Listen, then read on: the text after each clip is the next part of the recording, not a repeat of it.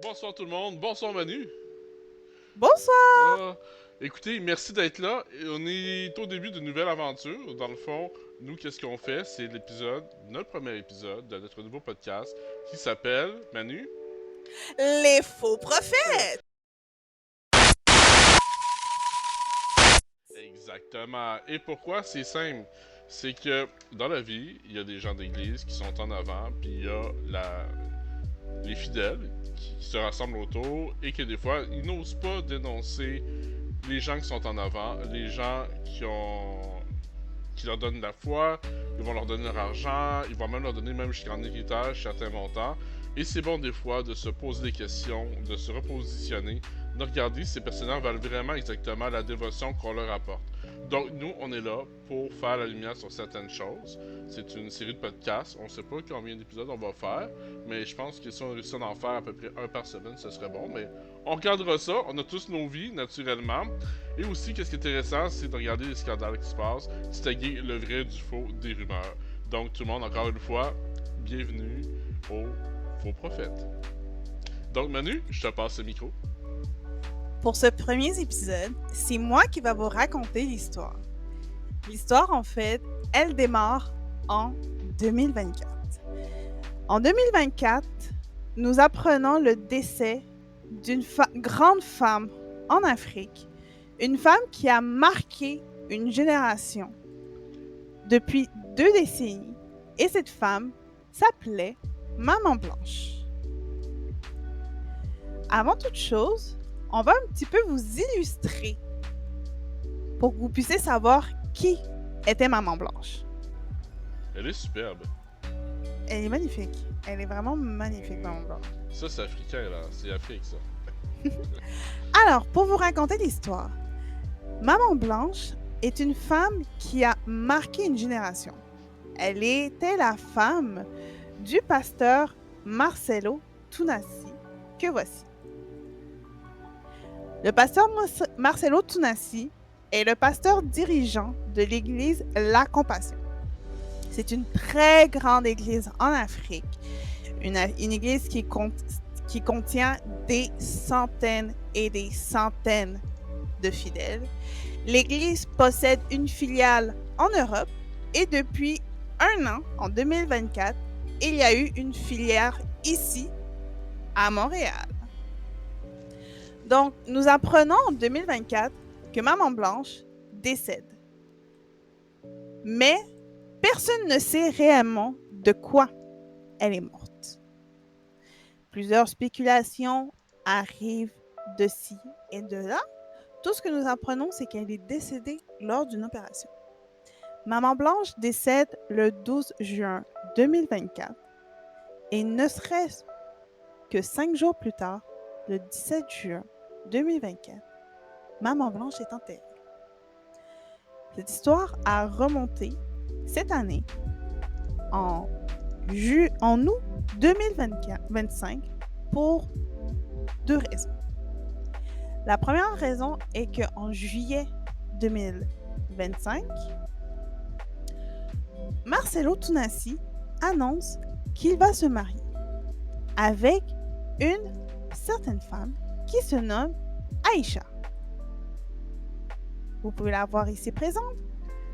Aïcha est la nouvelle femme de Marcelo Tunasi.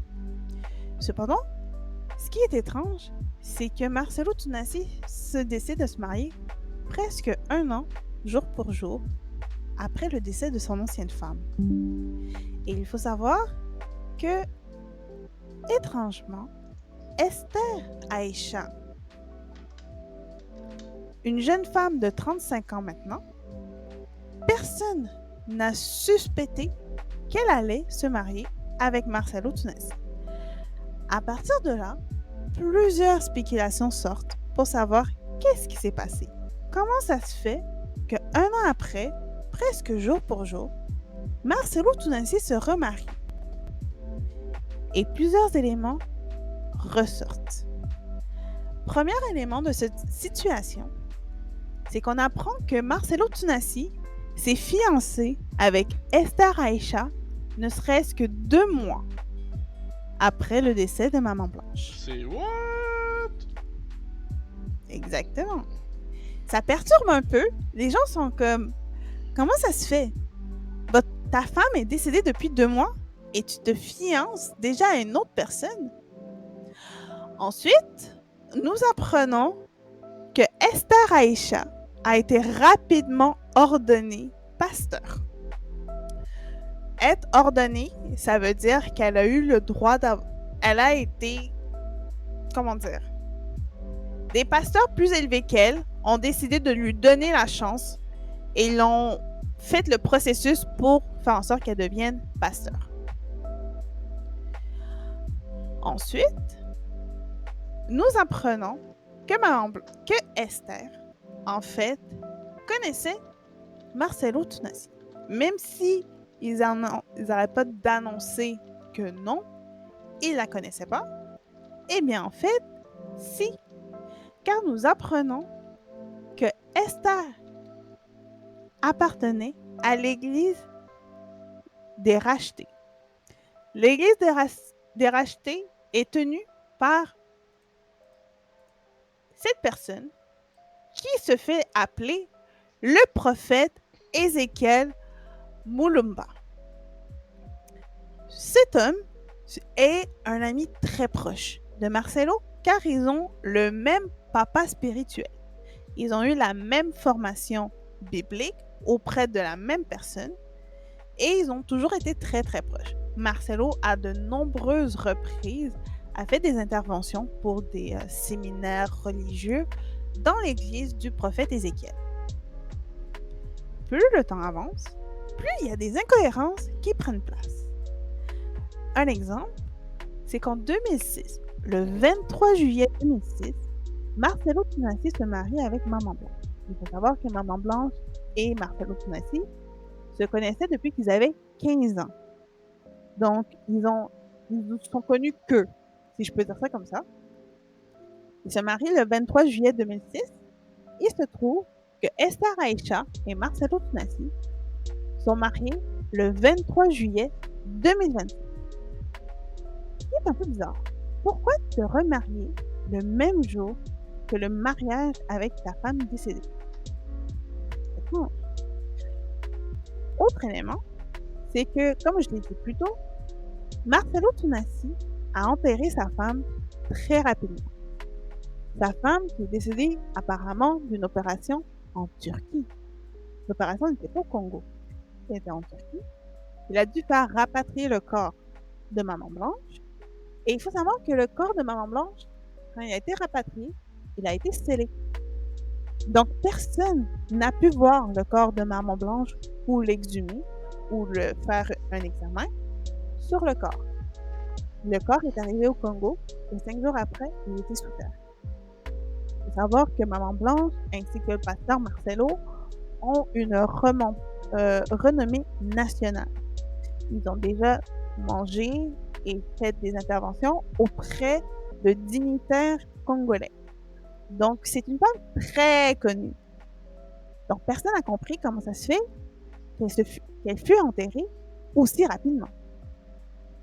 La famille a demandé à de nombreuses reprises à Marcelo Tunasi pour avoir l'acte de décès de Maman Blanche afin de savoir de quoi elle était décédée.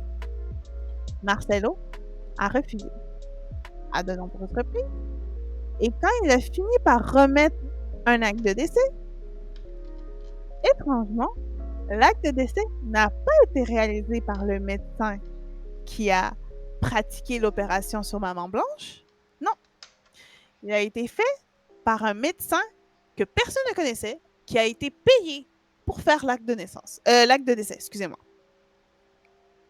Beaucoup d'incohérences, vous me direz. Eh bien, ce n'est toujours pas fini, car nous apprenons que Maman Blanche, avant d'aller en Turquie, était allée en Belgique avec ses enfants. Elle a fait des achats, elle a profité de sa famille qui est en Belgique et tout ça. Et il faut savoir que la famille avait une nounou. La nounou de la famille s'occupait des enfants depuis plusieurs années. On parle du fait d'une famille de 4 enfants. Donc, Maman Blanche avait un peu besoin d'aide pour s'occuper des 4 enfants. Eh bien, il se trouve que la nounou a disparu quelques jours après le décès de Maman Blanche. Ce qui est étrange. Une nounou qui a passé des années avec cette famille, presque du jour au lendemain, elle ne donne plus de nouvelles. On ne sait pas où elle est, on ne sait pas qu'est-ce qui se passe. Et apparemment, allegedly, on n'a aucune confirmation là-dessus, Marcelo aurait payé la nounou pour qu'elle disparaisse. C'est très étrange. C'est très, très, très étrange. Donc, ceci est le topo de l'histoire sur le cas Tounassi, qui est toujours en cours, car on ne sait pas réellement ce qui se passe. Cependant, quand on parle du cas, qu'on relève les incohérences du cas, eh bien, les fidèles ne sont pas contents. Les fidèles ne veulent pas avoir des incohérences. Les fidèles croient dur comme fer que Marcelo est innocent. Mais est-il réellement innocent dans ce cas? Ça va être à nous de découvrir. Et voilà pour l'histoire. Là, t'as disparu encore ta caméra. Excusez-moi, pardon. Est-ce que je peux y aller? Oui, bien sûr. Parfait, ben c'est excellent. Ben écoutez, je pense que la chose qui est importante là-dedans, c'est de connaître et savoir la vérité. Il y a eu énormément de TikTokers, de YouTubers, Congolais, Africains, expatriés qui sont rentrés dans l'histoire, qui ont dit plein d'affaires. Il y a même des histoires de maraboutage qui sont sorties par rapport à ça. Mais allons-y avec les faits. Avec les faits. Donc, moi, j'ai vérifié les faits. Effectivement, le 4 mai 2024, Madame Esther, Aïcha Esther devenait pasteur à l'église de l'armée des rachetés, si je me souviens bien, l'église du prophète Ézéchiel. En passant, je vais faire une parenthèse. Moi, j'ai la misère à appeler quelqu'un prophète. Parce que dans la Bible, puis même si de nos amis musulmans, il y a 29 prophètes. En ce moment, je regarde, peut-être juste au Congo, il y en a peut-être déjà 350. Donc, 28 prophètes dans la Bible et 350 en Afrique, j'ai un problème. Toto nommé prophète, je trouve que c'est... Selon moi, que c'est quand même assez prétentieux de se nommer prophète. Je tiens à mentionner un point par rapport à cela. Il faut savoir que quand le prophète Ézéchiel, on va quand même lui donner son titre, s'est proclamé prophète... Tu vas lui donner son titre. Je sais pas qui lui a donné ce titre, mais ça a pas bien passé de à base. Mais il faut savoir que depuis, je vous dirais, une bonne dizaine d'années, depuis une bonne dizaine d'années, en fait, il y a énormément de personnes qui prennent des titres bibliques un peu trop intenses. Comme en Afrique, on retrouve maintenant des prophètes, des apôtres, des saints, des patriarches. Ça va un petit peu loin. Ça va effectivement un petit peu loin. Puis je vais continuer là-dessus. C'est quand même une belle prétention, je trouve. Mais bref, peu importe, on va continuer là-dessus. Donc, effectivement, après ça, le 12 juin, Maman Blanche, elle est décédée. Elle est décédée en Turquie. Le 13, le corps rapatrié. Sauf qu'on va faire quelque chose. L'équivalent de Maman Blanche qui meurt, c'est l'équivalent de voir que la première dame d'un président meurt. C'était pas juste la maman de l'Église de la Compassion, c'était la maman de tous les Congolais. Que beaucoup de fidèles qui sont pas Congolais ou peu importe, c'était vraiment une femme à suivre. C'était pas juste une belle femme, c'était une très belle personnalité. Et respect à feu Maman Blanche. Donc, organiser comme quelque chose comme ça, on parle vraiment de funérailles nationales. Donc, tu es en train de me dire que le 13, le corps rapatrié, et le 17, soit 4 jours plus tard, déjà, c'est les funérailles nationales. Organiser des funérailles nationales, là, ça prend à peu près 2-3 semaines. Même nous, ici au Québec, on l'a eu il y a pas longtemps avec Serge Fiori, avec le regretté Carl Tremblay des Cowboys Frayants, et ça n'a pas été du jour au lendemain. Donc, le temps d'annoncer la nouvelle, le temps que les gens pleurent le corps, le temps de faire venir la famille, le temps de faire venir le dignitaire, parce que Maman Blanche et Monsieur Marcelo Tounassi sont des personnalités internationales, c'est très rapide. Et le fait que le corps soit scellé, c'est quelque chose, et que la famille ne l'ait jamais vu. Donc, ça, Ça, c'est un détail qui est important qui porte à confusion. Encore là, il y a beaucoup de gens qui disent que c'est sûr, il l'a tué, nanana. On n'est pas là encore. On n'est pas là encore. Nous, on est là pour Non. relever les incohérences. On n'est pas là pour accuser personne. Je pense qu'on va faire la distinction. Donc, après ça, faites-vous votre idée, faites-vous votre tête. On va suivre ce drama-là. Puis, quand il y a une nouvelle nouvelle, s'il vaut l'appel, on va le dire, on va le mentionner. Ensuite, on va continuer aussi. Donc, si on regarde les détails, elle est décédée. Et le 15 septembre, c'est là qu'il annonce à l'église qu'il y a une vision de Dieu. Et posez-moi pas de questions. Et posez pas de questions parce que dans cette vision-là de Dieu, il a dit que le célibat n'était pas pour toi et qu'il a trouvé la femme qui va être à ses côtés. Donc, c'était des fiancés en direct le 15 septembre avec Madame Esther Aïcha. Et, encore une fois, posez pas de questions. Je sais que c'est africain, mais ça a l'air qu'il y avait un léopard ou une panthère magique dans l'histoire. Ne posez pas de questions. Posez pas de questions. Puis en plus, c'est le. Il y a quelqu'un qui écrit dans le chat, je peux pas le voir, mais je vais te laisser comme répondre avec. On peut écrire genre, pendant que je parle, comme ça, on coupe bien pas évidemment. Fait que, tu sais, c'est pas mal particulier de voir quelqu'un qui prêche en avant, qui prêche le célibat, de faire attention par rapport à ça, puis tout de suite après 3 mois, passer à d'autres choses comme ça. Bref. Écoutez, il y en a qui vont dire quand il s'est présenté, c'était incohérent. Mais quand il a annoncé la mort de sa femme, c'était incohérent. On peut quand même... Moi, j'y donne à comprendre que il a quand même passé du temps avec cette dame-là. Il peut y avoir beaucoup de tristesse, beaucoup de chagrin. Il peut y avoir des chocs émotionnels. Peu importe ce qui s'est passé. Donc, ça, je pense qu'on peut y donner aussi par rapport à ça. Ensuite, Manu, y a-t-il un autre aspect louche que tu voudrais aborder, que tu aurais besoin de savoir quelque chose? En fait, l'un des points les plus étranges, je trouve, c'est... Comment vous expliquer? C'est qu'en fait, il n'y a pas grand-chose sur Esther. Esther est arrivée presque du jour au lendemain. Tout ce qu'on sait sur elle, c'est qu'elle était une sœur de l'église, l'armée des rachetés du prophète Ézéchiel. Mais c'était une sœur quand même assez discrète. Certes, elle était impliquée dans les différentes activités de l'Église, mais de là à taper dans l'œil d'un pasteur de renom international, si je peux dire ça comme ça, c'est un peu bizarre. C'est un peu bizarre. Surtout que Esther est jeune. Esther n'a que 35 ans. Marcelo en a 50. Oui, ok, on va dire 15 ans de différence, c'est pas très très gros. Mais c'est quand même énorme dans cette situation parce que Esther, quand elle a rencontré et quand elle a vu réellement pour la première fois Marcelo, elle n'était que dans la vingtaine. Marcelo était marié. Maman Blanche était toujours là. Hein. J'aimerais ça qu'on revienne là-dessus parce que selon ce qu'on sait, c'est Monsieur Prophète Ézéchiel qui a fait que, mon ami, il y a un chagrin, puis je pense parce que sa femme est décédée, et j'ai présenté Madame Esther Aïcha, comme ça, peut-être que ça va bien aller ensemble. Donc, selon les dires de ces personnes-là, la première fois que ça serait rencontré, ça serait, je pense, que ce soit parlé au téléphone, ça serait fin juin ou juillet, si je me souviens bien. Je vais te laisser continuer là-dessus. Donc, tu comprends bien, Manu, toi, tu challenges cette idée-là, c'est ça?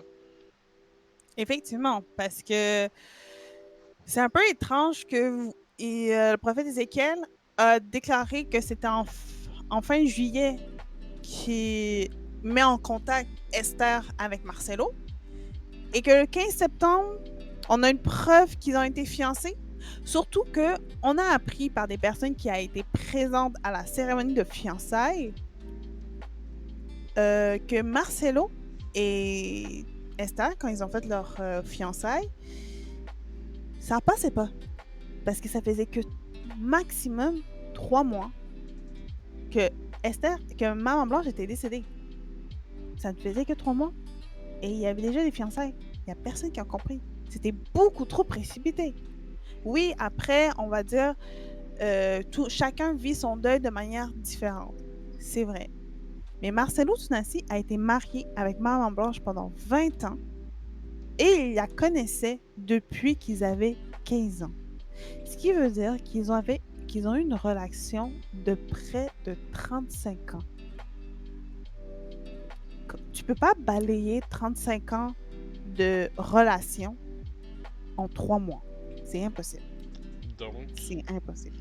Donc, selon les rumeurs, puis encore une fois, je tiens à dire c'est des rumeurs, c'est pas des faits avérés, naturellement, parce que la relation se serait commencée avant. Et en ce moment, il y aurait des rumeurs que Madame Esther Aisha serait enceinte. Donc, honnêtement, dans la vie de tous les jours, moi je m'en fous. Je m'en fous carrément. C'est juste que pour les gens qui sont là, on se rappelle que c'est un pasteur, c'est une icône qui nous dit ne fais pas ça, et lui, il l'aurait fait. Donc, si tu dis aux gens de ne pas franchir le Rubicon et toi-même tu le franchis, questionnez-vous les amis. Questionnez-vous. Mais encore là, ce sont des rumeurs, ce ne sont pas des faits allégués. Et vous voyez depuis tantôt, j'insiste sur les rumeurs, puis même aussi qui a dit que c'est des allégations, c'est que il y a beaucoup de, je trouve, de youtubeurs et de tiktokers qui vont dire que c'est des faits. Ah oui, ça s'est passé, ah c'était là, mon ami. Non, on n'était pas là, on le sait pas, on en fait juste en entendre parler. Donc, je pense que c'est bien de remettre ça en perspective aussi, mais ça vous empêche pas de vous, quand même, de vous questionner. Manu? L'important dans cette situation-là, c'est de vraiment prendre en considération le fait que il ne faut pas tout accepter. Il faut toujours se re-questionner pour essayer de comprendre la vérité. Parce que dans ce cas-ci, beaucoup de personnes vont essayer de croire Marcelo sur parole. Il n'y aura pas de remise en question. Pourquoi? Parce qu'il est pasteur. Mais c'est pas parce qu'il est pasteur que ça retire le fait que ça reste un humain. Juste et pour que ça... Excuse-moi, je vais pas te couper, mais juste pour le fun, c'est quoi les commentaires que t'as entendus quand les gens le défendent, par exemple? Y a-t-il des commentaires que toi t'as entendus? Ah, ne touche pas à mon pasteur. Les pasteurs sont toujours des personnes bonnes. Les pasteurs sont là pour nous guider. Ne touche pas à mon pasteur. Moi, celle que j'ai eu le plus, c'est que Dieu le jugera. Dieu le jugera, mais pas toi. Toi, tu peux pas. C'est Dieu qui va le juger. Toi, non. Écoutez... C'est pas une question... Vas-y. Mais legit, ils sont là et ils disent Dieu va juger le pasteur, mais le pasteur en question, lui, il a le droit de nous juger. Hein? Quand nous, on fait des erreurs, le pasteur est là, puis comme oh, qu'est-ce que tu as fait? Puis là, il va commencer à te dire réponds-toi, reviens dans la maison de l'église, réponds-toi. Mais toi-même, sale pasteur, tu fais des erreurs. On est tous humains. On va tous faire des erreurs sur Terre. Être sur Terre, c'est être... On est tous problématiques à un certain point, ok? Mais ne viens pas juger quelqu'un d'autre pour ce que toi-même tu ferais, genre. Ne faites pas ça. Puis qu'est-ce que j'aime aussi, une autre de mes préférés, on va dire que tu viens de parler, là, je regardais la vidéo, je vais faire la jalouse là, la petite congolaise là, elle est jalouse. Elle voudrait être à la place de Esther Aisha là, c'est ça son problème, elle voudrait être avec le pasteur. Ça, je l'ai tellement entendu souvent, quelque chose comme ça, oh my god, c'est quand même assez épouvantable. Mais en vrai, il n'y a rien à être jalouse d'être à la place de Esther. Esther passe après Maman Blanche. Elle passe après une icône congolaise, une femme forte, qui a beaucoup travaillé pour le bien de sa communauté. Tu passes après ça, là. Il y a déjà plein de personnes qui ne l'aiment pas justement parce qu'elle a pris la place de Maman Blanche, si on peut dire ça comme ça. Alors, moi, je veux pas être dans ses baskets, hein. Moi non plus. Vraiment pas. Puis, si permet, je vais faire un petit bout là-dessus. Moi, je voulais enlever toutes les allégations présentement, puis juste me concentrer sur Madame Esther Aisha, parce que je trouve qu'on parle beaucoup de Marcelo, mais on parle pas beaucoup d'elle. Écoute, c'est pas drôle pour elle. C'est pas facile. Peu importe qu'est-ce qui s'est passé, la fille va n'arracher. La fille va avoir de la peine, la fille va être triste. C'est une tempête incommensurable. Moi, j'y souhaite, honnêtement. En ce moment, je pense que le best, ça serait d'être en arrière, puis d'attendre que l'ouragan passe. Si jamais l'ouragan passe. Parce que oui, il y a beaucoup de méchancetés, je trouve, qui sont gratuites. Il y a beaucoup d'allégations, je trouve, qui sont gratuites. Puis, malgré tout, je ne pense pas qu'elle mérite toute cette haine-là. Je pense qu'il faut faire la part des choses. Puis je pense que ça fait partie peut-être des gens qui sont victimes de tout ce qui se passe aussi. Puis surtout que... Oui, vas-y. Non, moi j'ai rien à dire pour le Ok, moment, je pense continue. que tu allais dire quelque chose. Puis, déjà, être une femme en Afrique, c'est pas facile. D'être la femme d'un pasteur, c'est pas facile. Donc, honnêtement, soyez pas méchants gratuitement. Vous pouvez chercher la vérité, mais des fois, tu sais. Des fois c'est plate, des fois c'est juste ça, tu sais. Des fois ça peut être genre comme, tu sais, mon requin c'est juste un requin, c'est pas d'autre chose là. Il a tué personne, ce toutou, des fois c'est juste ça, tu sais. Fait que, j'y souhaite quand même de trouver une certaine paix intérieure, puis que ça aille bien. Puis pour cette dame-là, parce que prendre, être, oh mon dieu, passer, même sans scandale, passer en arrière de Maman Blanche, c'est tout un défi. C'est tout un défi. Mais il y a ça. Mais pour répondre à ta question, Alex, s'il y a une enquête pour l'instant, Ah, là, c'est quelle une bonne question. congolaise! Ah, quelle congolaise! C'est une très bonne question. Pour te répondre, oui et non. Dans la mesure où il n'y a pas eu de plainte officielle, cependant, il y a des recherches qui sont en train de monter au niveau de la police congolaise parce que justement, c'est un peu intriguant cette histoire. Puis on parle quand même d'une femme, comme on le répète à de nombreuses reprises, qui avait une renommée nationale. Le problème dans cette situation, c'est que les personnes qui pourraient porter plainte seraient la famille de Maman Blanche. Et la famille de Maman Blanche semble un peu réticente à porter plainte. Et ça aussi, c'est un élément à prendre en compte. Parce que la famille veut connaître la vérité, mais la famille n'a toujours pas porté plainte parce que la seule façon pour eux de pouvoir connaître la vérité serait de faire déterrer le corps de Maman Blanche pour le faire examiner. Mais pour faire ça, il faut qu'ils fassent une plainte juridique pour pouvoir avoir l'autorisation de faire déterrer le corps et de l'examiner. Mais comme le dit Certitude, c'est très difficile d'aller contre un pasteur. Parce que le pasteur aura une autorité. Un peu comme les catholiques durant le Moyen Âge, le pasteur a une plus grande autorité que la police. Et surtout, la police est facilement corruptible, excusez-moi, facilement corruptible en Afrique. Oui, tout à fait, tout à fait. Puis, il y a quelque chose qui est intéressant. Tu sais, depuis tantôt, vous dites, ouais, c'est louche, c'est bizarre, qu'est-ce qui se passe? Puis moi, qu'est-ce que je comprends pas? Exemple, je serais à la place de Monsieur Tunassi. Puis il ferait, bon, on t'accuse d'avoir tué ta femme. Ben, je montrais pas de blanche. Je montrais, bon, ben, ça, c'est le certificat de décès, le vrai cette fois-ci. Je m'arrangerais pour bien m'entendre avec la famille. Il y en a qui vont dire, ouais, mais il paye la maman de Blanche son terrain, une maison, puis elle a un pardième par mois de 700 euros. Ouais, puis ça prouve absolument rien. Ça prouve absolument rien. Ça veut rien dire. C'est pour faire belle figure, quoi. Ensuite, je montrais les vols d'avion. Je montrais tout. J'aurais laissé voir la famille le corps avant l'enterrer. J'aurais fait ça dans les normes. Mais il le fait pas. La seule chose qu'il a faite, c'est il a essayé de faire une espèce de show de boucan avec 4 avocats devant la place, je sais pas trop quoi, où c'est au Congo. Pas du souvenir, mais de la paix ou de la liberté. Pour le dire que là, tous les TikTokers, là, tout le monde qui fait des vidéos, on va vous partir, là. Mise en dehors, il y a pas personne sur la planète qui va être à l'abri. Je suis parti à rire pendant au moins une demi-heure de temps. Parce que j'ai hâte d'avoir la mise en demeure qui vient du Congo. C'est quoi, elle va arriver genre en avion papier. Bref, j'ai arrêté, je vais me taire. Mais tu sais, il fait tout pour que ça paraisse mal, il le fait. Normalement, quand les autorités viennent te voir et te demandent quelque chose, quand tu as des allégations de ce niveau-là, tu dois faire une conférence de presse, tu dois montrer pas blanche, tu dois faire ci, tu dois faire ça, et il ne le fait pas. Ça, c'est louche et c'est bizarre. Je sais pas qui le conseille, je sais pas si c'est encore la fameuse panthère magique.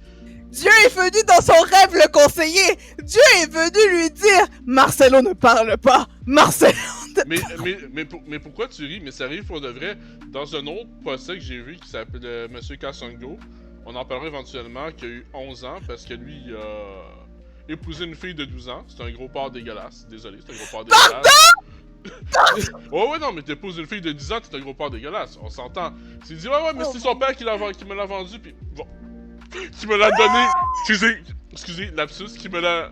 Puis, en tout cas, on fera une émission juste sur ça. Puis dans sa défense, c'est que moi je suis un homme de Dieu, et Dieu m'en parlait, c'est ça. Et quand les pasteurs sont accusés, ça revient toujours avec Dieu, et essaie de se sauver avec ça. Et c'est vrai. C'est vrai, mais pour rajouter un point aussi qui rajoute dans le fait en sorte que les gens trouvent ça bizarre, c'est que 3 mois avant le décès de Maman Blanche, et ça a été confirmé, Maman Blanche était en train de faire des recherches pour divorcer de Marcelo, car elle n'était plus heureuse avec lui. Il y avait de l'eau dans le gaz dans le couple, et étrangement, 3 mois après, elle décède. Et, comme je l'ai dit, c'était 3 mois avant qu'elle décède. Et Ben, peux-tu nous rappeler quand est-ce que Esther Aïcha a été ordonnée? Le 4 mai. Le 4 mai 2024. Pile dans la période où qu'elle était en train de regarder pour le divorce, puis qu'elle s'en allait pour commencer les procédures. C'est louche? Ou ça ne l'est pas? Puis là, juste pour ceux qui comprennent pas la différence, c'est quoi? C'est que quelqu'un de la stature de Marcelo, pour remplacer Maman Blanche, c'est plus facile quand t'es pasteur. Qu'une simple inconnue qui est comme ça, qui est rien. C'est sûr que par le fait même, tu vas devenir comme pasteur par alliance. Mais voir que t'es déjà pasteur, t'as un titre, t'as fait tes preuves, ça aide à adoucir la coupe, comme on dit. Exactement, parce que quand Marcelo a décidé de présenter Esther auprès de l'Église, vu qu'elle était déjà pasteur, c'est passé mieux auprès des fidèles de se dire « Ouais, elle est pasteur, c'est pas une fille random dans l'Église, c'est une femme qui a prouvé qu'elle était là pour l'Église, pour le Seigneur, et nanani, nanana, et nanani, nanana. » Sauf que Esther, dans tout ça, quand vous regardez les présentations de Marcelo, quand il présente Esther, Esther est toujours en arrière. Esther ne parle pas. Esther, elle a compris que si elle parlait, si elle ouvrait la bouche juste pour dire quelque chose, ça allait se retourner contre elle. Mais ça allait. Mais je pense qu'en ce moment, c'est quand même... C'est pas mauvais, mais j'aimerais ça que tu remontes la photo encore de mariage d'Esther. Oui, les amis, on va jouer un jeu, on va jouer Analyse la photo. Parce que moi, tantôt, ça m'a quand même crié. Eh boy, hein? Vous trouvez pas que ça fait femme trophée un petit peu?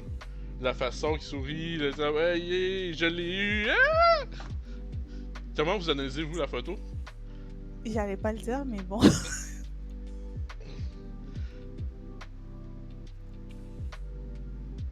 Vas-y. Mais oui, non, ça fait vraiment genre... Good job! J'ai mon trophée! J'ai mon Saint Graal! Non. Ça a l'air forcé. Oui, ça a l'air... Esther a l'air totalement forcée là-dedans. Genre, vous regardez cette photo-là, je suis désolée, mais Esther a pas l'air bien, là. Esther a l'air... Il y a un malaise. Il y a un malaise. Et lui, il a l'air, comme le dit... Mais la position de ses bras est vraiment, genre, très... Tu sais, très... Moi, j'ai pas vu qui a écrit ça, mais oui, Marcelo a l'air vraiment d'un vilain d'un film Disney. Oui, oh, qui a marqué ça? Je sais pas. D'un film Disney? Non, mais il a l'air maléfique là-dessus, je suis désolée. On dirait qu'il a gagné à la poule aux œufs d'or, genre, comme le fouet! Aïe aïe aïe. Tu sais, moi, ça m'a frappé tantôt. Mais... J'espère qu'on se trompe, j'espère qu'ils vont être heureux, j'espère que ça va quand même bien se passer dans le meilleur des cas. Puis j'espère aussi que, tu sais, c'est louche, on va se le dire, là, vous êtes en train de le dire, vous êtes en train de découvrir le cas, c'est louche, mais j'espère que, parce que malgré tout ça, tout se peut quand même que ça soit legit, et j'espère que c'est vraiment le cas, honnêtement. Surtout que, on l'a pas mentionné plus tôt, et je m'en excuse, mais Esther Aïcha est de Montréal, ainsi que le prophète Ézéchiel. L'église, l'armée des rachetés, est à Saint-Laurent. Donc, ce drama qui est de base congolais a des incidences chez nous à Montréal. Je suis désolée, j'ai complètement oublié de vous le dire plus tôt. Mais, même sans ça, je veux dire, tout le monde en parle. Tout le monde en Oui. parle, là. Je veux dire, même si l'église serait rendue au Nunavut, tout le monde en parle dans la communauté, là. C'est le drama de l'heure. Et tout le monde se pose des questions là-dessus, là. Mais avec raison. Mhm. Il a totalement raison. Genre, on peut pas remettre en question le fait que probablement Marcelo s'est remis à aimer une autre personne rapidement et tout ça. On remet pas en question ça parce qu'un deuil se vit de manière différente. Mais il y a beaucoup trop d'incohérences pour qu'on se dise que c'est normal, que tout est correct. Il y a quelque chose d'étrange dans cette situation-là, puis autant les enquêteurs d'Internet que peut-être les enquêteurs du Congo, s'ils sont pas corrompus, bien évidemment, on va essayer de trouver la vérité. Et Marcelo aurait pu très bien juste donner le vrai acte de décès, dire comment elle est décédée, pourquoi. Parce que personne aussi n'a compris pourquoi Maman Blanche est allée en Turquie faire une opération alors que Maman Blanche était en très bonne santé. La seule chose qui aurait pu être désagréable, c'est qu'en fait, Maman Blanche était très jeune maman. Elle venait d'avoir son dernier enfant, ça faisait à peine 3 ans. Le petit Même a pas, eu 3... c'est 2 ans, je pense. Le temps Ben, qu'elle est morte, c'est ça, elle avait, je pense, 2 ans. En tout cas, peu importe. c'est ça, il avait 2 ans, puis il a eu 3 ans cette année. C'était une très jeune maman et tout ça, donc les gens pensent que... Parce qu'il y a beaucoup d'incohérences, parce qu'on sait pas c'est quelle opération qu'elle a eue. Il y en a qui disent qu'elle a fait une opération à la gorge, d'autres disent qu'elle a fait une opération, une liposuction, d'autres disent qu'elle a voulu faire un BBL et tout ça, mais d'autres disent aussi qu'elle a été mise sous pression pour faire cette opération aussi, par Marcelo. C'est très étrange. Personne n'a compris pourquoi elle est allée en Turquie, en fait. Parce que, de base, elle devait juste aller en Belgique avec ses enfants, travailler pour l'église, et après, elle devait revenir au Congo. Elle n'était pas supposée aller en Turquie. Puis moi, comme si je me pose des questions, je me renseignais, puis je veux dire, faire une opération, que ce soit esthétique, quelque chose comme ça, c'est pas nécessairement un tabou dans l'église. C'est pas nécessairement quelque chose que elle a gardé ça très secrète, même auprès de sa famille. Je veux dire, il n'y a pas de honte, personnellement, ta caméra, Manu. Il n'y a pas y a pas vraiment de honte à ça ou de tabou. Et même si j'étais monsieur Marceau, ben je dirais, ben ma femme elle a eu, ben mon ex-femme, en tout cas bref, je dirais c'est quoi qu'elle a eu pour faire taire les rumeurs aussi. Il n'y a rien de choquant là-dedans, quoi. C'est simplement une opération, puis avec le tollé que ça l'a pris, puis que ça grossit, il y avait même, on n'a même pas parlé de la pétition, parce qu'il y a une pétition qui existe pour faire exhumer le corps. Ben, je leur ai dit, c'est quoi? Je suis allé sur la place publique. Ben, écoutez, Maman Blanche a eu telle opération, était voir tel docteur dans tel hôpital à Istanbul, et ça s'est passé comme ça. Malheureusement, elle est morte pour X raisons. Peut-être que c'est. Je sais pas, des fois, si tu fais des allergies à l'anesthésie, ou des fois, ça fait juste se passer mal. Elle avait quand même juste 44 ans, c'est pas très jeune. Je veux dire, c'est pas très vieux. Donc. Ça, c'est louche. C'est louche. Fait que c'est ça. Mis ça tout ensemble, puis Manu, veux-tu nous parler de la pétition? Alors, pour vous expliquer, attendez, j'ai une meilleure idée. On va aller la chercher. On va chercher la pétition? Oh! Ben oui! Ben oui, pourquoi pas? Pourquoi pas? Voyons voir.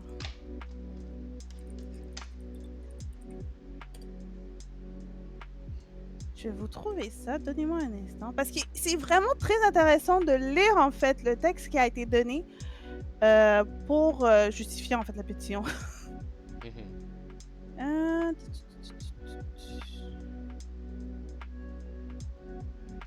Un vrai tonton méchant. Tout un tonton. Tout un tonton. Mais il y a d'autres émissions qui s'en viennent, il y en a des pires que lui. Inquiétez-vous pas, il y en a des vraiment pires que lui.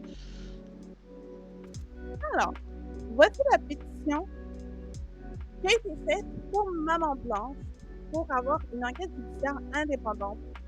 Donc, actuellement, la pétition est à 12 325 signatures. Donc, la pétition, je vais vous lire ça parce que c'est quand même... Ouais. Je vais essayer de voir. Le monde lâche pas, là. Le monde lâche pas morceau, là. Donc, pour vous lire. Donc, la pétition a été lancée il y a 13 mois à la République démocratique du Congo parce que, bien évidemment, Maman Blanche vient de Congo-Kinshasa. Je tiens à vous dire, si vous ne savez pas, si vous êtes nul en géographie, Congo-Kinshasa, la République démocratique du Congo, Congo-Kinshasa est au centre. Et juste à côté, tu as le Congo-Brazzaville, qui est le Congo originel, si je peux dire ça comme ça. Parce que le RDC, son nom précédent, c'était le Zaïre. C'est quand il y a eu une guerre civile là-bas et que le précédent dirigeant est parti qu'ils ont changé de nom pour la République démocratique du Congo. D'accord? Fait que voilà. Juste un petit topo pour vous expliquer qu'il y a 2 Congos différents. Ne vous trompez pas. Donc, il y a 13 mois, la République démocratique du Congo était endeuillée par la disparition brutale, et c'est pas peu dire, et troublante de Maman Blanche Tunasi, épouse du pasteur Marcelo Tunasi. Alors que la nation peine encore à effacer les séquelles dues à ce deuil, et sa famille biologique encore sous son deuil, car ils n'ont toujours pas de réponse en fait sur le départ de Maman Blanche, de nouveaux éléments viennent jeter de l'ombre persistant sur les circonstances exactes de sa mort. Aujourd'hui, la vérité ne peut plus rester ensevelie sous le poids du silence et des apparences. Des enregistrements audio rendus publics révèlent une femme profondément blessée, exprimant avec clarté et douleur le malaise profond qui régnait dans son confort conjugal. Ces extraits bouleversants soulèvent des questions graves qui ne peuvent être ignorées plus longtemps. Comment comprendre qu'à peine 13 mois après ce drame, son époux se remarie alors même que les premières lueurs de vérité commencent à poindre? C'est pas peu dire. Pire encore, les récits livrés par le pasteur Marcelo Tunasi au sujet du décès de son épouse sont entachés d'incohérences manifestes qui interpellent, des faits troublants, des contradictions répétées et des indices matériels de plus en plus accablants, suscitent une inquiétude légitime non seulement au sein de la famille Kondalo, la famille de Maman Blanche, mais aussi dans l'ensemble de l'opinion publique congolaise et internationale. Face à ces éléments graves, le droit congolais offre des instruments clairs permettant la manifestation de la vérité et de la justice. Avant que je vous parle des articles de loi, je tiens à mentionner ce point suivant. Malheureusement, la justice congolaise est assez corruptible, ce qui fait en sorte que même si ces articles existent, il n'y a aucune garantie que ces articles vont être appliqués de manière correctement si l'enquête il y a lieu. C'est la dure réalité de l'Afrique, malheureusement, et je tiens à le mentionner. Parce que les gens ne comprennent... Beaucoup de personnes, quand vous vous intéressez à l'Afrique, vous ne comprenez pas à quel point l'Afrique est un continent qui a énormément de richesses, mais qui est piétiné par les gouvernements et par la religion aussi. Quand vous dites que dans un pays comme le Congo, qui est un pays rempli de richesses, déjà les gens ont plus de Bibles que de passeports. Ils sont prêts à se ruiner pour permettre à ce que leur pasteur ait un confort. Le pasteur peut arriver et leur demander un 10 $, même si la personne n'a pas ce 10 $-là, il va tout faire pour trouver cet argent parce qu'ils se disent qu'en donnant cet argent au pasteur, ils vont recevoir une bénédiction. Alors que la bénédiction ne vient jamais du pasteur. Si vous êtes religieux, vous allez comprendre que la bénédiction vient de Dieu et seulement de Dieu. Ou de Allah, ou de n'importe quelle représentation divine. Mais ça ne viendra jamais d'un pasteur, ça ne reviendra jamais d'un être humain. Jamais. C'est un point que, pour moi, c'est très important à vous le dire. Parce que les gouvernements et les pasteurs piétinent et exploitent le peuple congolais. Et c'est dur, en fait, de le voir parce que, c'est mon pays d'origine, même si je n'ai pas réellement vécu là-bas. Je suis canadienne de pur et dur, mais ça reste mon pays d'origine, puis je me tiens au courant de ce qui se passe dans mon pays d'origine. Est-ce que je peux? Et Après? Vas-y. oui, après. Et c'est toujours très dur de voir à quel point les gens sont prêts à vivre dans la misère pour permettre à une autre personne qui va juste dire oui, j'ai eu la révolution de Dieu pour que cette personne vive bien. C'est c'est pas normal. Genre travaillez sur vous parce que au final votre relation avec la divinité que vous croyez, c'est une relation personnelle. D'accord? Genre ces personnes-là, ces pasteurs-là, ces prophètes, apôtres, appelez ça comme vous voulez, c'est supposé être seulement des guides pour vous aider à mieux comprendre votre relation envers la divinité que vous croyez. Mais ce n'est pas cette divinité. Ce n'est pas une représentation terrestre de cette divinité. Ce n'est pas cela. Cette personne reste un humain de chair et de sang qui va faire des erreurs comme vous, qui va pécher comme vous, qui va... C'est un humain! Point barre! Voilà. C'était mon aparté parce que pour moi, ça me tient à cœur de le dire. Ben, moi aussi, j'ai d'autres choses qui me tiennent à cœur parce qu'on va toucher un sujet qui me touche. Quand tu as dit que les gouvernements sont là pour piller les ressources, comment ne pas parler de mon île merveilleuse, l'île d'Hispaniola, d'où je suis originaire, donc parler de la perte des Antilles d'Haïti. Je suis pas haïtien, mais quand même, mes frères et mes sœurs d'haïtiens, je voudrais vous faire saluer et vous dire que eux aussi ils ont vécu la même affaire depuis. Ils essaient d'avoir un gouvernement stable depuis les années 1800 puis ils n'ont jamais réussi. Pourquoi? À cause de la corruption puis tout le monde voulait les riches du pays. Depuis ce temps-là, ils n'ont jamais réussi à avoir quelque chose qui avait de l'allure.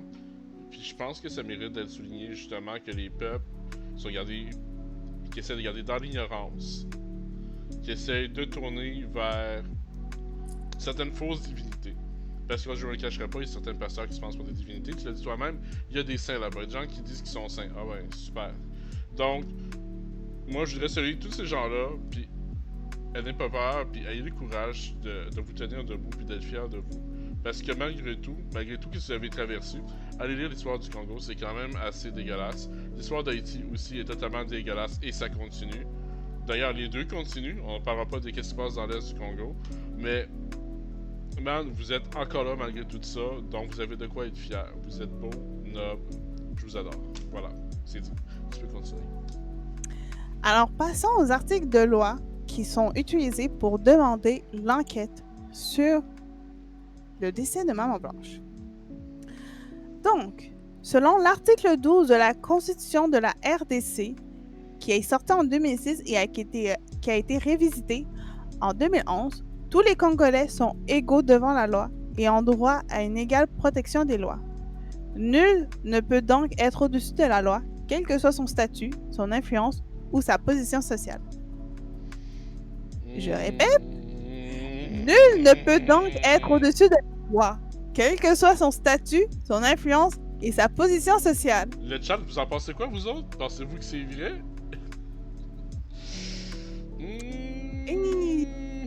La misère avec ça. Article 16 de la Constitution. La personne humaine est sacrée. L'État a l'obligation de la respecter et de la protéger. Toute personne a droit à la vie, à l'intégrité physique et au libre développement de sa personnalité. Le droit à la vie est inviolable. Toute atteinte à ce droit fondamental appelle l'intervention immédiate de la justice. Article 19, alinéa 1 à 3. Toute personne a droit à ce que sa cause soit entendue dans un délai raisonnable par le juge compétent. Le droit de la défense est garanti. Cela fonde notre exigence pour que la personne se saisisse d'office ou la justice, se saisit d'office ou sur plainte de la famille. La plainte de la famille n'est toujours pas sortie. Et la justice, ben dort. Code pénal congolais, livre 2, titre 1, chapitre 1. Des crimes et délits contre les personnes. Article 43 à 47 sanctionne le meurtre, l'assassinat, l'empoisonnement et autres formes d'atteinte à la vie humaine. Si des éléments probants ou des indices concordants sont réunis, le ministère public a l'obligation légale d'ouvrir une enquête. Ah. pourquoi cet article est sorti, c'est que depuis que les gens s'intéressent sur le cas de Maman Blanche, la notion d'assassinat et d'empoisonnement revient à de nombreuses reprises. Un exemple, c'est que la nounou qui a disparu, allegedly, je dis bien allegedly, elle aurait été payée par Marcelo pour ne pas dire ce qui se passait avec Maman Blanche. Donc, on a deux situations. Soit elle a vu des choses qu'elle ne devait pas voir et elle a été payée pour son silence. Soit elle était une complice de Marcelo et elle a peut-être empoisonné Maman Blanche de manière répétitive. Oh, c'est loin ça. C'est Même- du même- allegedly. Ben, allegedly, c'est pas mal de la spéculation, je trouve. Si tu veux dire théorie du complot, tu peux le dire. J'allais dire, t'as Moi, eu du complot rendu là, c'est loin. Le seul point que je te donne, c'est que t'es un pasteur, t'es une personne de marque, fait que tu veux pas que les choses sortent. Fait que probablement qu'elle doit savoir tenir sa langue, puis elle doit être payée un petit peu plus pour ça. Ça je l'accorde. Mais de parler Mais- d'empoisonnement comme ça, écoute. Puis ça l'aurait empoisonné, Mais- pourquoi ça serait terminé en Turquie? Elle était pas malade. Elle était pas malade avant. Moi je trouve que ça là, ça c'est poussé. C'est poussé. Ça c'est Oui, vraiment poussé. c'est vrai, je suis Ouais, poussée, ouais, je suis ouais, totalement ouais. d'accord avec toi. Je suis totalement d'accord. Moi, moi je colle théorie du complot. Moi, je colle théorie du complot. Par contre, un Mhm. point qui est quand même assez, Mhm. assez important, je trouve, dans ce cas-là, c'est qu'est-ce que Marcelo a à cacher? Ben, je veux dire, tout un pasteur, ça va Qu'est-ce pas qu'il bien a à dans... cacher? Tout un pasteur, ça va pas bien dans ton couple, tu veux le cacher au public. Tu veux pas que quelqu'un compte ça, ça serait la fin de la carrière. Il perdrait des fidèles, il perdrait de l'argent, il perdrait ça, il perdrait en statut. Je veux dire, Ben, tu donnes toi-même des conseils de mariage, pis t'es pas capable de faire marcher ton mariage, ben, c'est ça. Tu sais, c'est comme, moi j'ai un garage, change les pneus de voiture, parce que nous on fait ça l'hiver au Canada, on change les pneus de voiture, mais je suis pas capable de changer les pneus de voiture, fait que je vais faire faillite, ça marchera pas. Tu sais, c'est... Écoute, je te dirais pas nécessairement. Pour Ah l'avoir ouais? déjà vu à de quelques reprises, il y a des gens il y a des pasteurs qui vont utiliser ça à leur avantage parce que c'est eux le Explique. pasteur. Mhm. Si ça va mal dans le couple et que ils vont retourner leurs fidèles contre leur ex-partenaire. Faut qu'on fasse une émission là-dessus. C'est vrai, je te donne le point. Et il faut savoir que même si Maman Blanche avait, avait une notoriété, on peut prendre le cas de Madame Péniel. Madame Péniel était mariée à un pasteur. Ah, mais putain, t'es prête pour ce soir, toi? Elle a divorcé. Cependant, Madame Péniel a essayé de raconter sa vérité et a raconté ce qui se passait avec le pasteur, qui était une personne violente envers elle. Personne ne l'a cru. Mais faut qu'on fasse une Tout le émission monde a- là-dessus. Tout le monde l'a pris pour une folle et le pasteur a réussi son coup car il a retourné contre tout le monde contre elle. Alors qu'au final, c'est elle qui disait la vérité. Question. Donc, oui, Est-ce que ça aurait marché avec Maman Blanche? Je suis pas sûr. Je pense pas. en fait, je te dirais que ça aurait pu. Ça aurait pu, mais... Merci Manu du cours d'histoire, ça fait plaisir! Ça aurait pu fonctionner dans la mesure où Maman Blanche était retirée. Maman Blanche, même si elle était impliquée dans l'église, elle avait commencé à être de plus en plus en retrait par rapport à Marcelo.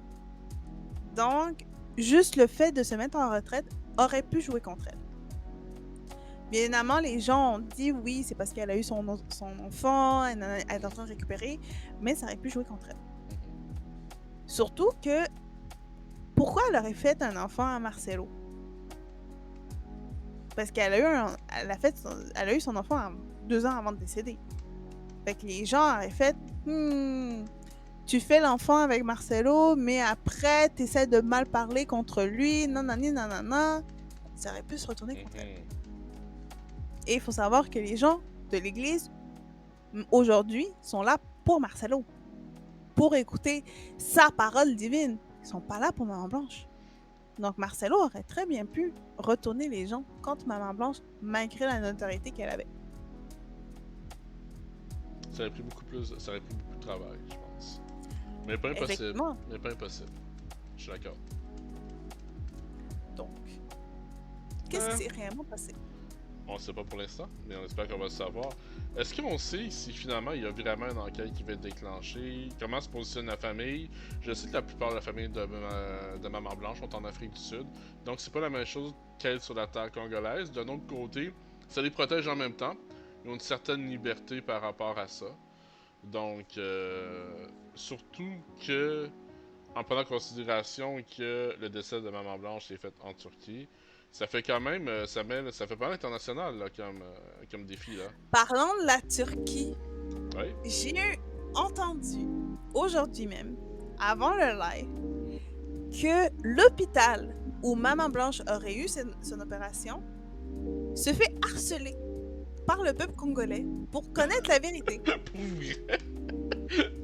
Au point où l'hôpital a dû désactiver certaines de leurs moyens de communication pour arrêter de se faire harceler. Ça lâche Et l'hôpital envisage de porter plainte contre Marcelo pour harcèlement. Ben, ça va loin. Écoute, bon, ben s'il y a des gens de l'hôpital qui nous écoutent présentement et qui vont nous écouter en rediffusion, moi je leur conseille tout simplement de cracher le morceau, ça va terminer là. Tout simplement. Conférence de presse. Chut. Chut. Et voilà, moi je leur conseille ça, ça va terminer puis ça va être fini. Ça va se terminer là, voilà. Mais je sais très bien qu'ils peuvent pas. Je sais très bien. La seule personne qui peut réellement parler dans cette histoire, et c'est la personne qui se tait, c'est Marcelo. C'est la seule personne qui a les réponses. Mais il préfère faire comme si de rien n'était et juste mettre ça de côté au lieu de juste enfin donner la vérité et dire aux gens qu'est-ce qui se passe. Les gens veulent savoir. Les gens vont l'harceler jusqu'à ce qu'ils sachent qu'est-ce qui se passe. Ah, c'est ça qu'ils comprennent pas. C'est sûr. En tout cas, j'ai hâte de voir la suite des choses. Tellement. C'est pas prêt de terminer. Ça va être une saga. Et même si ça va peut-être s'essouffler à un certain point, ça va revenir. Les gens vont pas oublier. Comme Esther va tomber enceinte, les gens vont y penser. Surtout, ça va être le dernier point que je vais mentionner. C'est bon. Marcelo est devenu millionnaire. Grâce à l'église et grâce à Maman Blanche. Maman Blanche vient d'une famille relativement aisée. Son père ou son grand-père, en tout cas une de ses figures paternelles, faisait beaucoup d'argent. C'était un entrepreneur, ok? Et cette personne a légué énormément d'argent à Esther.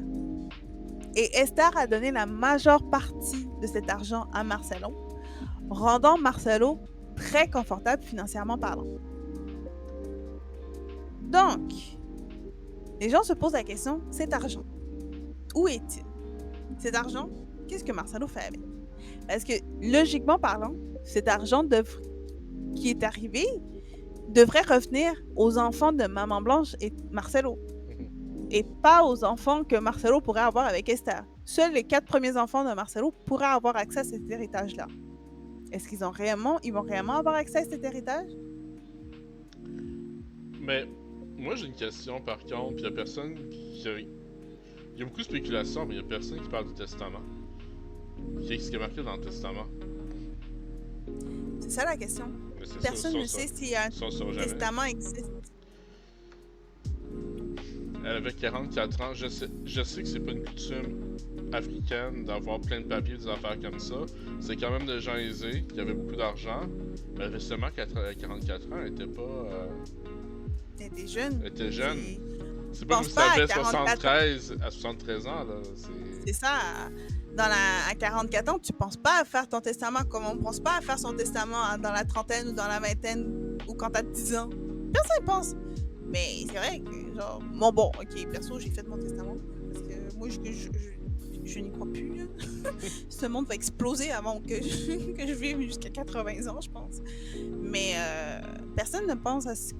Elle était jeune, elle était en bonne santé, elle venait d'avoir un 4e enfant. Ça Rien roulait ne quoi? Ça prédisait, roulait quoi? ça. Il y avait rien Ouais. qui faisait. Donc, en tout cas, bref. Sinon, ben. Tu sais, les histoires testamentaires sont une affaire qui s'achètent ça aussi, là. Surtout quand t'es un pasteur connu. C'est comme ça que ça marche, bref. Mais c'est un point intéressant que t'as amené. Sinon, écoute, c'est pas mal tout de mon bord pour l'instant. Comment t'as trouvé ça? Ben écoutez, c'était le fun. Attendez un instant. Oui. Ben écoute, c'était le fun, c'était un bel exercice. J'espère que vous avez aimé être avec nous. En tout cas, nous on a beaucoup aimé ça. En tout cas, moi personnellement, j'ai beaucoup aimé ça. Et je suis prête à ce qu'on continue ce format. Oui, c'est bien, c'est bien. On va regarder pour le faire comme... peut-être une fois semaine, regarder les sujets qui viennent aussi. Il y a quand même beaucoup de drama qui poussent tous les jours, mais c'était... c'est une belle initiative, je pense. Moi, je vous dis, on doit faire une émission spéciale sur Kik et les horreurs qui se passent sur cette plateforme. Parce que là, on vient d'apprendre quelque chose de horrible qui s'est passé sur Kik récemment en France. Faut qu'on en parle. Ben, j'en ai déjà parlé. C'est vrai qu'il y a rapport. Ah, Ça ben, dérange pas d'en reparler. Ça dérange pas d'en reparler correctement. Mais ça, ce soir-là, j'aimerais ça la suivre par contre. Parce que je suis... Oui, les gens qui ont fait ça, c'est des salauds pis c'est des trous de cul pis ils méritent selon moi la pendaison. Peu importe. Mais le problème, c'est... Le problème, c'est Kik en tant que tel. Kik doit être tenu responsable en partie de ça. Il peut pas se mettre n'importe quoi dessus. Mais tu sais que... Ok, là, on sort un peu de l'histoire de Maman Blanche, mais tu sais que les personnes qui ont fait ça ont porté plainte contre les gens. C'est-à-dire... Ils ont décidé de porter plainte contre les gens qui disent que c'est de leur faute si la personne est partie, en fait. Parce que ils jugent parce que les gens ont suivi puis aimaient ça puis ont continué, c'est ça? Exactement. Ah oui, ben c'est comme ça. Écoute, moi je frappe quelqu'un, je le tue, la personne à côté de moi aime ça, et voilà, pas puni par la loi. Voilà, c'est comme ça que ça marche. Merci, bonsoir. Mais c'est une logique de merde. C'est une logique de merde, mais ça mérite son épisode au complet. Ça mérite un épisode au complet. Moi je te suggère peut-être d'attendre 2-3 semaines qu'il y ait plus de croustillant, puis après ça on le fait. Ben moi, je pense que si ça va avec notre public, que ça pourrait être une émission qu'on ramène à une fois par mois. Ok. Où on se fait une grosse émission parce que c'est quand même un bon podcast là, qu'on a eu ce soir. Donc, qu'on le ramène une fois par mois et qu'on parle d'un drama qu'on aura suivi durant le mois pour vraiment raconter avec le plus de détails possible la situation. Ça peut être une idée, mais je te dirais qu'on en parlera hors ligne. Mais moi, honnêtement, ça m'irait quand même pas mal. Parce qu'honnêtement, il y en a peut-être... Ou peut-être que...